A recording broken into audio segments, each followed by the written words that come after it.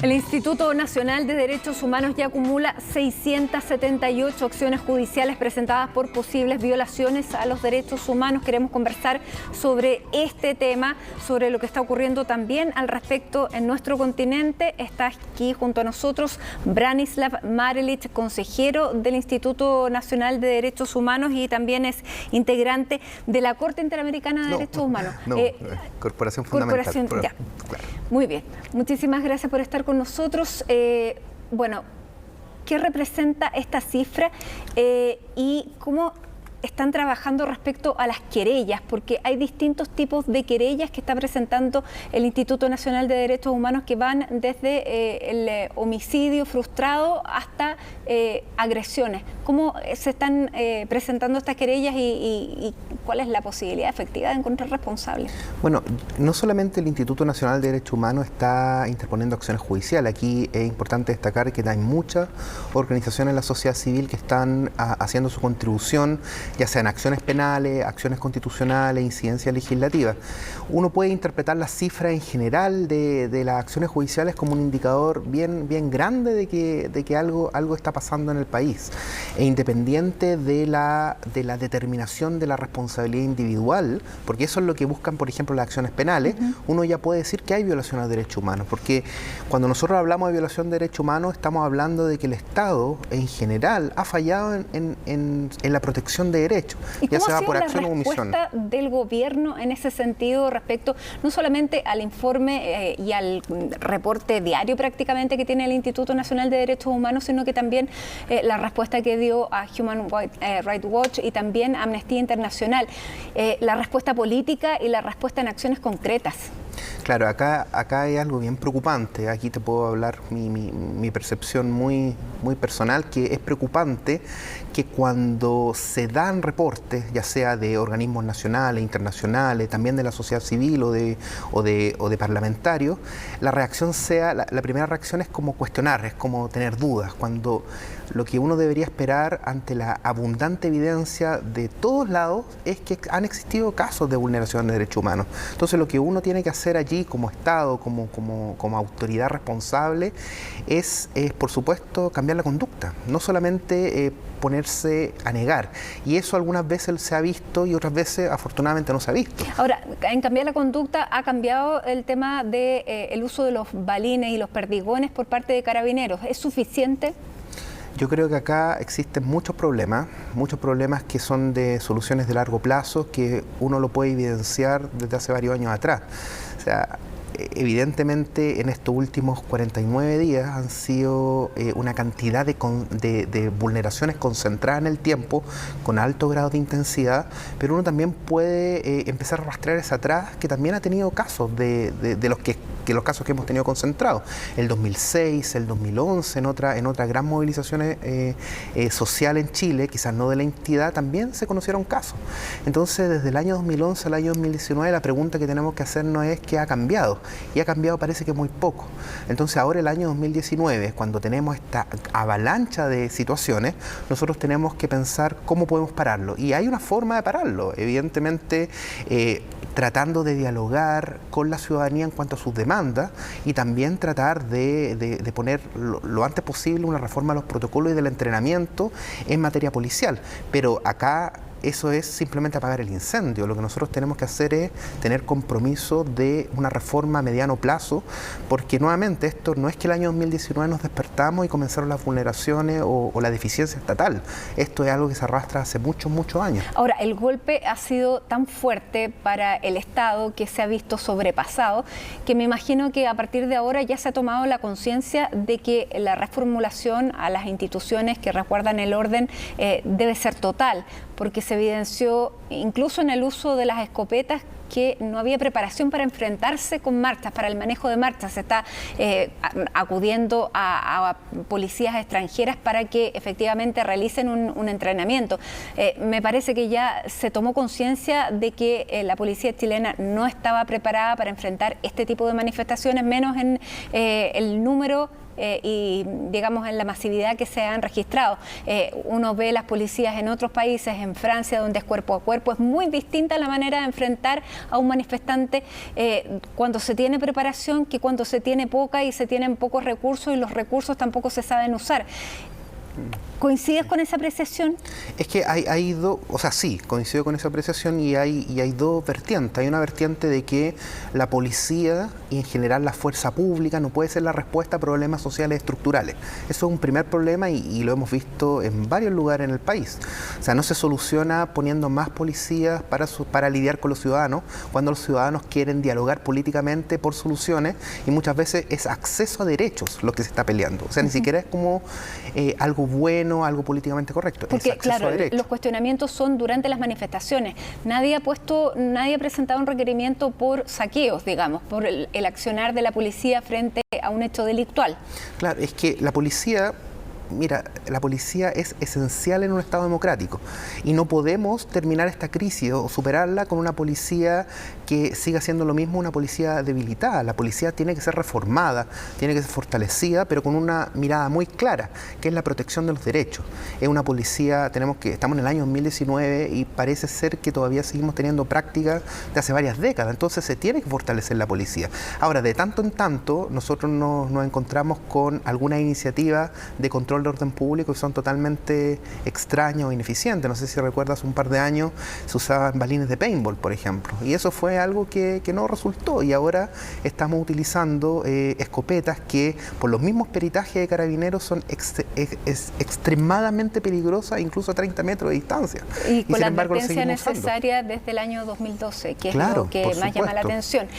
Ahora, respecto también a eso, ¿qué te parece la respuesta que ha dado el gobierno y que hoy día ya tiene un paso legislativo, que es el de permitir que sean las Fuerzas Armadas las que custodien infraestructura crítica para liberar a carabineros que están en esas funciones?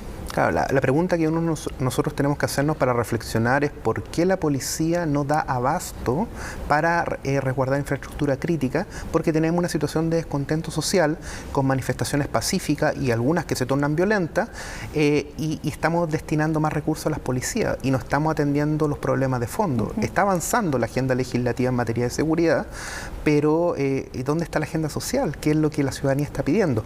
Ahora, se ha comunicado mal también la agenda social y esa es una autocrítica que se hace al gobierno, porque hay aumento de las pensiones básicas solidarias, hay también todas estas medidas que se anunciaron, pero lo que se está pidiendo es algo más de fondo que no llega. Es que aquí nuevamente nos podemos poner a discutir o podemos reflexionar que existen muchas demandas sociales y falta conducción en cuanto a cuáles son las demandas más prioritarias y también falta de parte del gobierno, y esto de todos los gobiernos es una atribución muy básica, escuchar a la ciudadanía, a sus electores. No simplemente pueden decir, mira, esto es lo mejor para la ciudadanía y estamos desconociendo, desoyendo la situación del pueblo básicamente el que detenta la soberanía. Ahora, como Instituto Nacional de Derechos Humanos, ¿hay preocupación de que militares asuman la custodia de estas infraestructuras llamadas críticas? Porque hay muchísimas que podrían ser llamadas infraestructura crítica, un hospital, por ejemplo, donde ahí sí hay contacto con personas. Claro, como el debate sobre ese tema es algo que se tiene que dar en el Consejo del Instituto. Obviamente no hay una decisión tomada porque esto es un proyecto de ley que está avanzando. Ahora, una preocupación general, no solamente expresada por el Instituto, sino por la Comisión Interamericana de Derechos Humanos, desde hace mucho tiempo, llama a que los militares no cumplan funciones de orden público ordinarias, sino que en materia de excepción. Entonces, este proyecto de ley no puede ser mirado como una cotidianidad de las Fuerzas Armadas en situaciones de orden público, porque sabemos en otros países, lamentablemente, que cuando las fuerzas militares que están entrenadas para una función muy específica, se utilizan para lidiar con criminalidad, crimen organizado, control de orden público, se cometen abusos y violaciones y se produce un riesgo a los derechos humanos. Ahora, hay lugares donde sí se han sacado militares a las calles y no ha ocurrido eso. Hay, por ejemplo, en Francia están en las estaciones de metro, están en los lugares incluso turísticos, están en la Torre Eiffel, en Roma ocurre lo mismo. ¿Cuál es la diferencia entre esas Fuerzas Armadas o esa cultura y la nuestra? Y también en Estados Unidos, por ejemplo. ¿Sí? Mira, Uno puede nuevamente entrar a hacer muchas discusiones, pero hay algo que probablemente a la ciudadanía le hace mucho sentido, mucho ruido, que es que en esos países que me acabas de nombrar no tuvimos una dictadura militar. O sea, es muy diferente tener a un militar en Francia que tener a un militar en Chile, a pesar de que las Fuerzas Armadas hayan cambiado, a pesar de que las Fuerzas Armadas tengan un compromiso explícito con los derechos humanos, que uno tiene que ir evaluando si eso se traduce en la práctica o no, pero para la ciudadanía que vivió 17 años de dictadura es muy complicado también ver que esas personas están custodiando el orden público, a pesar de que sea una institución que ha pasado el tiempo. ¿Cuál es la preocupación hoy del Instituto Nacional de Derechos Humanos? Por ejemplo, veíamos recién un joven que fue detenido aparentemente, de acuerdo a la versión de Carabineros, con acelerante y con bombas Molotov. De acuerdo a su padre, en ese bidón no llevaba acelerante, sino que es el agua con bicarbonato que usa para las manifestaciones, y que llegó a la 19 comisaría y que no le dijeron 3 veces que no estaba ahí. ¿Cómo está fluyendo la información, tanto para ustedes como para las personas? O sea, en general, cuando una persona es acusada de delito, tiene que desarrollarse una investigación en base al debido proceso. Eso es algo ¿El debido proceso parte cuando se le toma detenido en la comisaría? El debido proceso parte desde la primera diligencia que una persona está siendo acusada de un delito. Eso es parte de lo que se espera en un Estado democrático. Ahora, el Instituto Nacional de Derechos Humanos, la Defensoría de la Niñez y otras instituciones tienen sus roles bien diferenciados en cuanto a lo que pueden y lo no pueden hacer. En materia de investigación penal, acá lo que uno tiene que recomendar y lo que se espera es que el Ministerio Público, el Juzgado de Garantía, las policías que investiguen, tengan claramente un respeto al debido proceso y también a la presunción de inocencia. Ahora, si se toma detenido a una persona y se la acusa, es carga del Estado probar que eso sea así y no tomar atajo. Tomar atajo me refiero a vulnerar los derechos humanos o la presunción de inocencia. Y es muy preocupante, quiero aprovechar también de decirlo, es muy preocupante que la forma de lidiar con la delincuencia, con las personas que cometen delitos, sean bajar los estándares de debido proceso y no fortalecer la investigación penal, porque eso es tomar un atajo. En un Estado democrático... ¿Qué es lo que se pide cuando se reclama porque los 26 saqueadores fueron dejados en libertad? O cuando se reclama de que es mejor que la prisión preventiva sea automática, o que el estándar de convicción del tribunal oral sea más bajo, o que las pruebas ilícitas sean aceptadas. Esos son atajos, y eso deslegitima la persecución penal. Acá nadie está en contra de que las personas que cometen delitos asuman su responsabilidad penal, pero sin tomar atajos. Pero se está fallando desde la base, que es la investigación policial. O sea, porque es ahí donde tenemos las principales dificultades, lo estamos viendo en Carabineros. Investigaciones, no están los recursos, no están los elementos, entonces es difícil que la justicia vaya avanzando y vaya escalando cuando no tiene la base. Claro. Tú nombrabas hace un momento la cantidad de detenidos que había, y eso se puede leer de varias formas. Hay una forma incorrecta de leerla, que hay tantos detenidos y falta el enjuiciamiento, falta la responsabilidad. Pero se puede leer de otra forma, hay una gran cantidad de personas detenidas que no llevan a juicio porque las detenciones no juntan toda la evidencia. Porque acá de verdad que estamos en un Estado democrático de derecho y tienes que convencer a una persona, en este caso el juez, de que has cometido delito. Lo contrario sería nuevamente tomar atajo, es vulnerar la presunción de inocencia. Entonces lo que nosotros tenemos que tener es que si tenemos esa cantidad de personas detenidas y además los índices de detenciones ilegales declaradas por el juzgado de garantía aumentado, uno tiene que preguntarse qué se está haciendo mal, porque la detención es el inicio de una persecución penal. Entonces, ¿qué es lo que sigue? Y eso es lo que el Estado tiene que realizar. Tú fortalecer. Estuviste hace muy poco en Ecuador.